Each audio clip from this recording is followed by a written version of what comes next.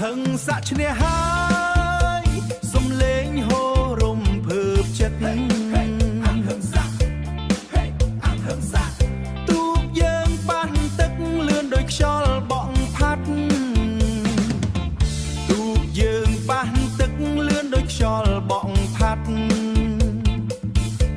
កម្លាំងសាមគ្គីគឺពិតជាខ្លាំងខ្លាំងទូកយើងឈ្នះហើយសំលេងអបអរឮពេញផ្ទៃទឹក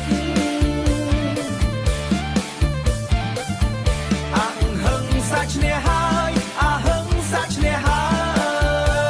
យ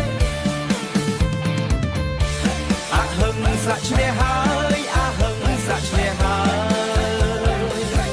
អង្ហឹងសាច់ឈ្នះហើយអហឹងសាច់ឈ្នះហើយអហឹងសាច់ឈ្នះហើយ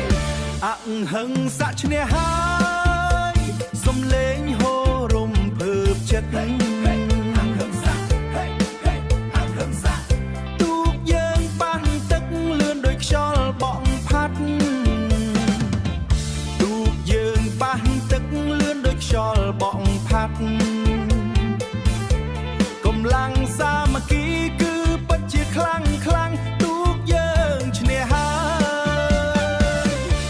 សំលេងអបអរឮពេញផ្ទៃទឹក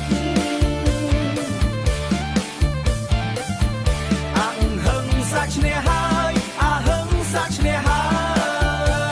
យអហឹងសាច់ឈ្នះហើយ